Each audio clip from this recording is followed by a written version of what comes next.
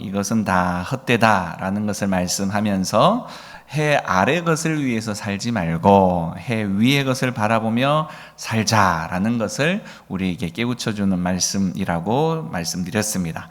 오늘은 이제 5절 말씀을 보면 우매자는 팔짱을 끼고 있으면서 자기의 몸만 축내는 도다 이렇게 말씀하고 있는데요. 네, 그렇습니다. 우매자는 너무 어리석어서 노력은 하지 않고는 아이고 해봤자 뭐 남의 거 다 될 텐데 뭘 그렇게 하나 이렇게 말한다라는 겁니다. 흔히 우리가 직장을 얻어서 취직해서 일하면서도 뭐 해봤자 사장만 배부르게 해주는 거 아닌가 이런 생각을 하는 그런 어리석은 사람들도 간혹 있더라라는 거죠. 하지만 우리는 성경에 나오는 야곱의 아들들 중에 우리 요셉을 좀 잘 알고 있습니다. 그렇죠? 그는 억울하게 형제들에게 미움을 받아서 상인에게 팔리고 또 애굽 사람의 또 종살이까지 하게 되죠. 사실 어찌 보면 뭐 이 야곱이 일을 해봤자 주인의 것밖에 되지 않는다라고 말하는 이 이야기 뭐 우리 솔로몬이 이야기했습니다마는 요셉의 형편이나 다름이 없는 부분입니다. 자, 그런데도 우리 요셉 어땠습니까? 아주 진실되게 그리고 할 수 있는 한 최선을 다했죠. 자, 그런데 그렇게 최선을 다하자 종살이를 하면서도 최선을 다했던 그의 모습이 있자 어떻게 됐나요? 그 집안의 가솔들을 다 이렇게 관리하는 그런 위치까지 올라가게 되어졌다라는 겁니다.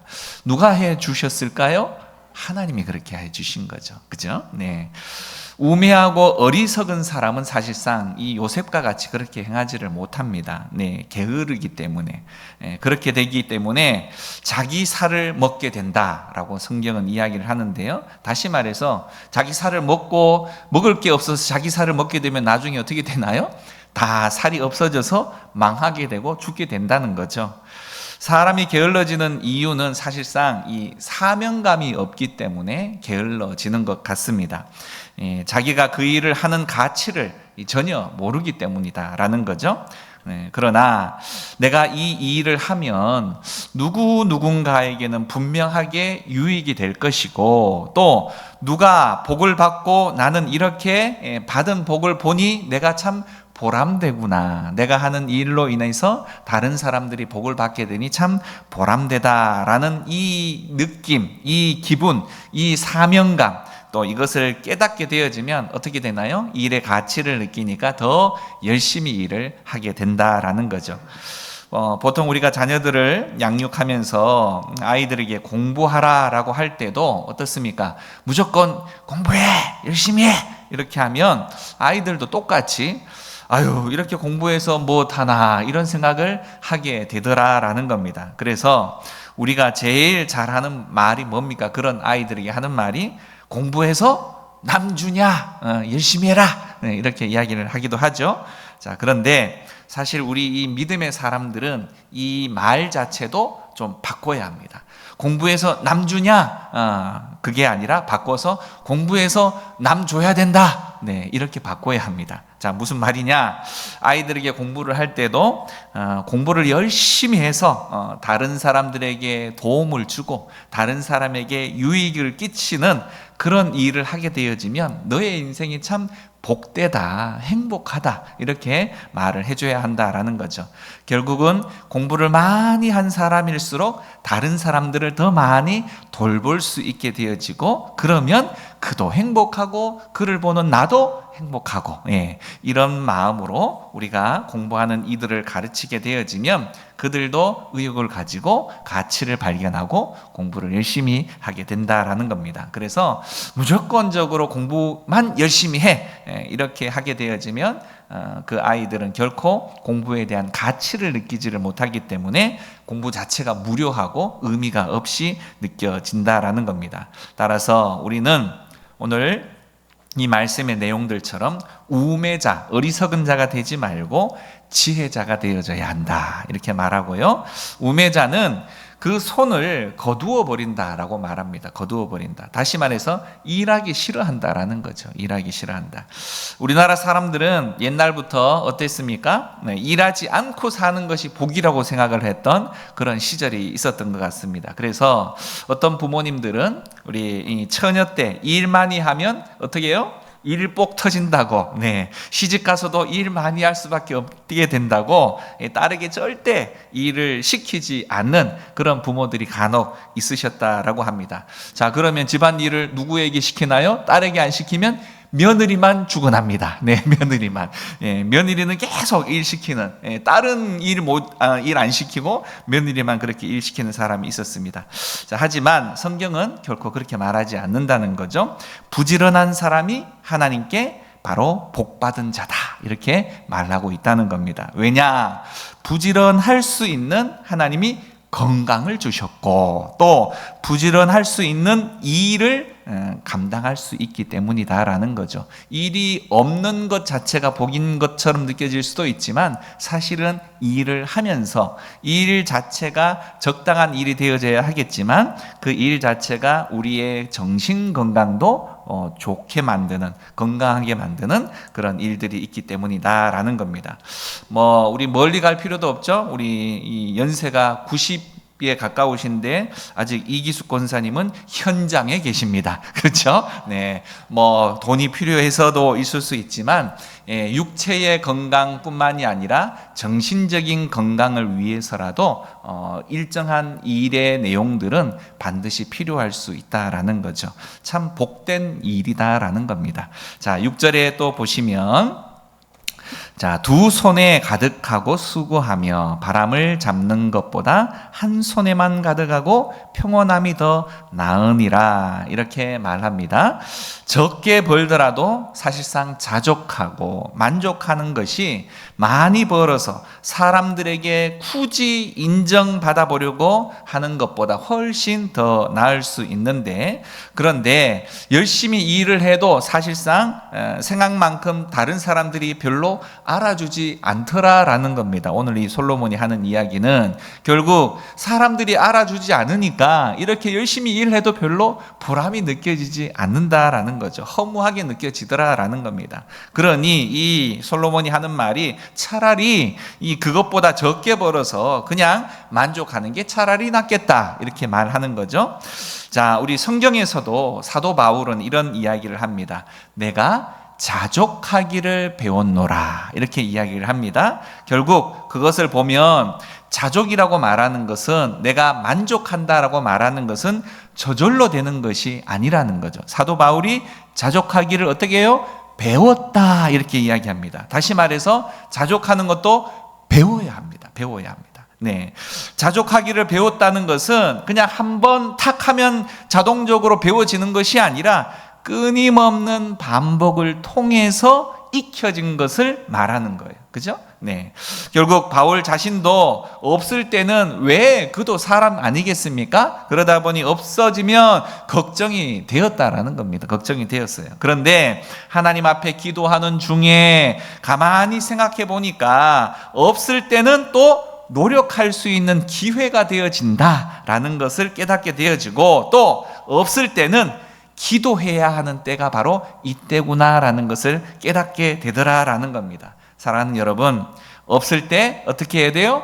기도해야 합니다. 없을 때, 필요할 때 노력해야 되고, 또 일을 해야 하고, 더불어서 기도해야 합니다. 네, 그것을 우리가 또 오늘 이 사도 바울을 통해서도 깨달을 수 있는 부분이고요. 그 다음에 사도 바울은 어떻게 했느냐? 그렇게 해서 하나님이 주시는 복이 오게 되어졌는데, 기도하고 이 일을 함으로 인해서 하나님이 주시는 복을 누리게 되어졌는데, 그 복을 나 혼자만 차지하고 나 혼자만 누리는 것이 아니라 그 복을 어떻게 해요? 나누어 주는 것으로 인하여 감사할 수 있게 되었다, 이렇게 이야기합니다. 다시 말해, 그는, 사도 바울은 배고픔을 경험했어요. 네, 배고픔을 경험했어. 또 하나님이 채워주시는 것으로 인해서 배부름도 경험했어요. 이 모든 것에 대해서 비결을 어떻게 해요?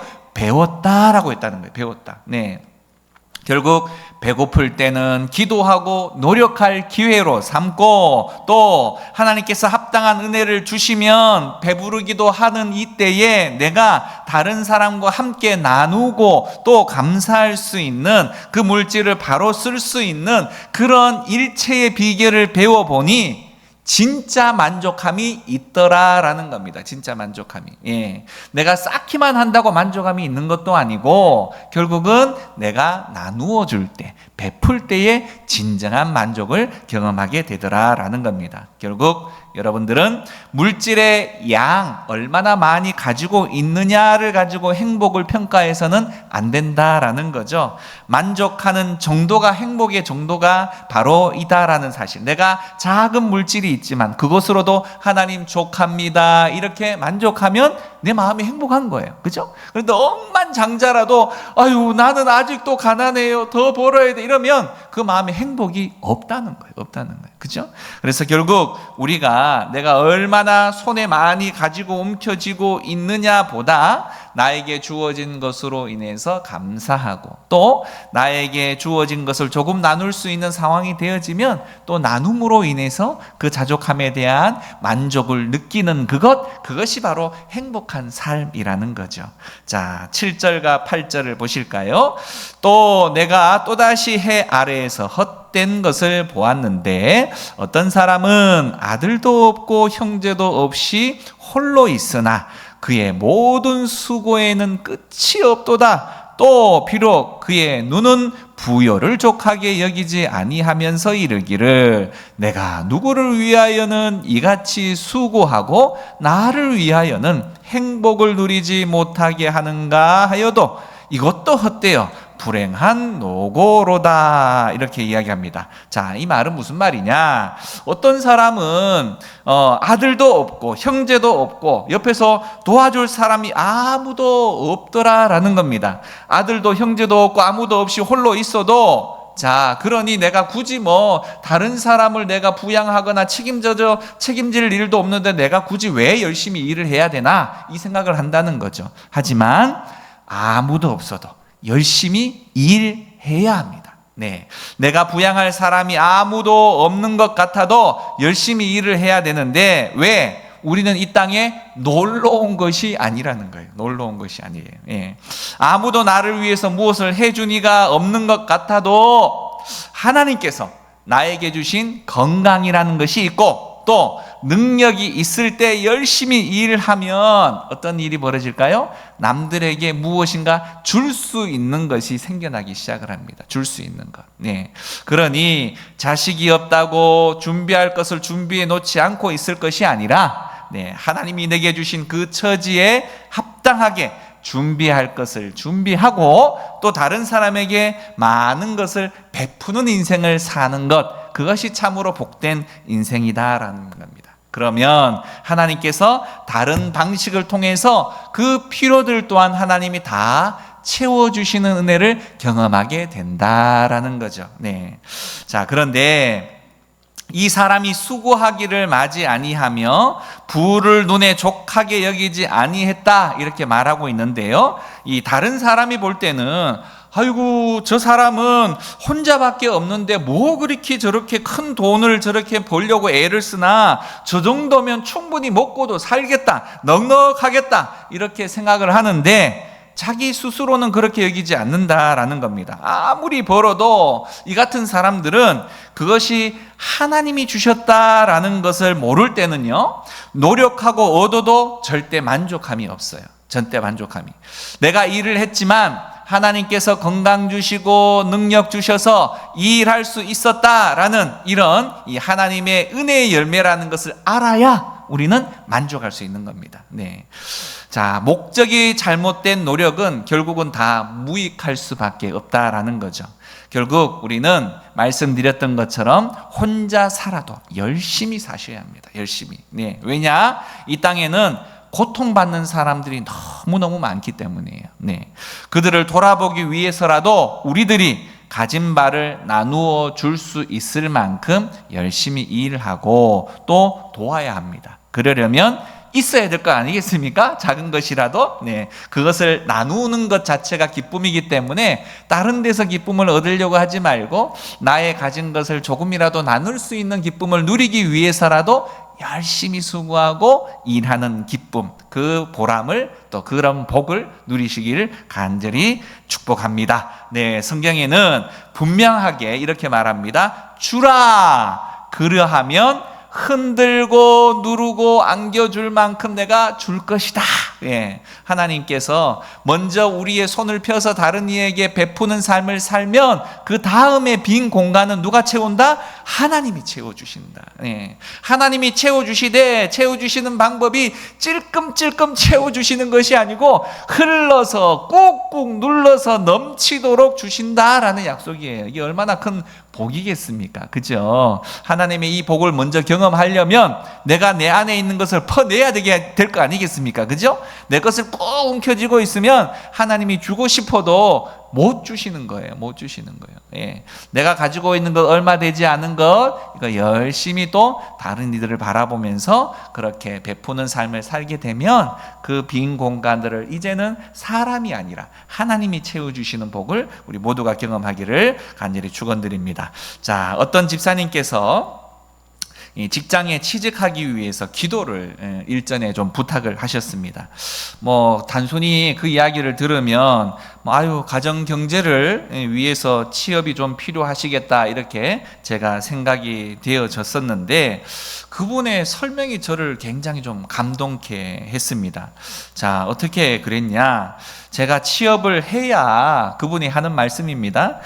목사님, 제가 취업을 해야 조금이라도 교회의 필요를 좀 채울 수 있지 않겠습니까? 이런 말씀을 하시는 거예요. 제가 얼마나 가슴이 좀 그랬는지. 본인은 별 욕심이 없으시대요.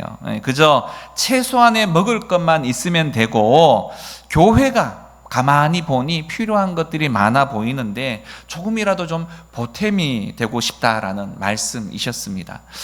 그 말씀을 듣고 있는 중에 참 제 가슴이 뭉클했는데 하나님께서 그분의 마음을 예쁘게 받지 않으셨겠어요? 그죠? 네. 일을 해야 할 가치 또 그 목적이 이렇듯 귀하다고 한다면 하나님께서 반드시 응답하실 줄 믿습니다. 그죠? 또 더해서 그 일이 결코 그분에게 고역이 되지 않고 감사의 제목이 될 수 있으리라 믿습니다. 네, 요사이 그런 분들이 참 많은 것 같아요. 네, 공부도 별로 하지 못하고 아주 어려운 처지에 있으면서도 조금씩 그렇게 저축을 해서 겨우 집 한 채 마련하고서는 애써서 번 돈들을 대학교에 선뜻 장학금으로 큰 금액을 내어놓으시는 분들의 이야기를 뉴스에서 종종 듣기도 합니다. 본인은 돈이 없어서 공부를 하고 싶어도 하지 못한 그런 마음들, 안타까움, 아쉬움들, 어떻게 보면 이 사회에 대한 이런 원망도 있을 법한데 그런 일들에 대해서 안갚음을 하는 것이 아니라 도리어 자신과 같은 그런 열악한 환경에 있는 학생들에게 공부할 수 있는 그런 기회를 제공해 주고자 하는 그런 귀한 사명감으로 어렵게 그렇게 번 돈을 바로 학교에다가 기부할 수 있었던 그 손, 하나님께서 그 마음을 감동해 주셨으리라 보고 또 그 마음 가운데에 하나님이 더 큰 복으로 허락하실 줄 믿습니다. 이렇듯 하나님께서는 주는 자가 받는 자보다 어때요? 더 복되다라고 말씀하셨어요. 네. 주는 자가 받는 자보다 왜 복이 있다라고 말하셨을까요? 준다라고 말하는 것은 뭐예요? 내가 줄 수 있는 최소한의 무엇이라도 있으니까 바로 줄 수 있는 거예요. 그죠? 내가 없는데 뭘 줘요? 아무것도 줄 수 없잖아요. 그러나 하나님께서 그에게 줄 수 있는 것을 허락해 주셨다라는 것을 그는 아는 거예요. 이게 얼마나 큰 감사의 제목입니까? 하나님께서 내가 가지고 있는 최소한의 내용들을 이라 할지라도 다른 사람에게 베풀 수 있는 따뜻한 가슴과 따뜻한 눈을 주셨다라는 것 자체도 너무 감사한 제목이고 또 받았으니 줄 것이 별로 없는데 줄 수 없는 형편으로 내버려 두지 않고 어쨌든 내가 다른 사람과 최소한이라도 나눌 수 있는 것을 조금 더 주셨다라는 복을 내가 깨닫는 겁니다. 이것이 얼마나 감사합니까? 그래서 우리는 내가 복받은 사람이다라는 것을 깨닫는 것 자체가 우리에게 은혜라는 거예요. 행복이라는 겁니다. 우리는 사실상 그런 복을 누리고 있는 사람들입니다. 자, 우리는 홀로가 아니라 하나님이 우리의 인생에 책임져 주시는 바로 주인 되어 주시고, 우리는 그분을 기대어 삶으로 인해서 이 세상을 살아갈 때 두렵거나 걱정되거나 어려울 때 세상 사람들은요 어디 찾아갈 곳이 없어요. 그런데 우리는 어디를 찾아올 수 있습니까? 하나님의 집, 교회를 찾아올 수 있잖아요. 기도할 수 있잖아요. 그래서 하나님 앞에 구할 때 또 우리가 하소연으로 그치는 것이 아니라 구하는 그 즉시 하나님은 일하기 시작을 하시더라라는 겁니다. 그래서 우리가 소원하고 기대하는 것 이상으로 하나님이 공급하시고 채우시고 인도하시는 그런 더 복을 누리기도 하고, 그 일들을 통해서 우리 안에 하나님의 평안을, 우리 가슴 안에 하나님의 은혜를 부어주시는 경험을 매 순간마다 함으로 인해서 지금 우리가 이 자리에 앉아 있는 거 아니겠습니까? 그죠? 우리의 인생들을 돌아보면 다 우여곡절들을 다 겪었어요. 어떤 사람은 백두산 넘은 사람 있고, 어떤 사람은 한라산 넘어온 사람도 있고, 어떤 사람은 에베레스트한 그 높은 산을 다 넘어온 사람들이 있어요. 그만큼 어렵고 힘든 시기를 다 넘어왔지만 가만히 생각해보면 내 힘으로 그걸 다 넘었을까? 아니라는 거죠. 내 힘으로 아니라 하나님께서 넘게 하시더라라는 거죠. 그죠? 그때마다 힘은 들었지만 하나님이 도우시고 인도하시는 그 은혜가 있었기에 지금 나는 이 자리에 앉아 있게 되었다라는 겁니다. 그렇지 않습니까? 네, 그것으로 인해서 우리는 감사하고 또 앞으로도 하나님은 그렇게 우리를 인도하실 것이다. 네, 그런 믿음으로 오늘 우리가 그렇게 살아간다는 거 잊지 마시고 또 열심히 믿음 안에 살아가는 우리 모두가 되기를 간절히 소망합니다. 오늘의 이 말씀을 기억하시고 우리도 내가 할 수 있는 좋은 일들 하며 살아갈 수 있는 우리 복된 인생들 다 되기를 소망하고, 특별히 좋은 일을 하고 또 귀한 일을 하고 또 수고할 때도 사람들 칭찬받으려고 하지 말고 하나님을 기쁘시게, 그죠? 사람들에게 덕을 끼치기 위해서 할 수 있는 우리 모두가 되어질 수 있기를 간절히 축원드립니다. 기도하겠습니다.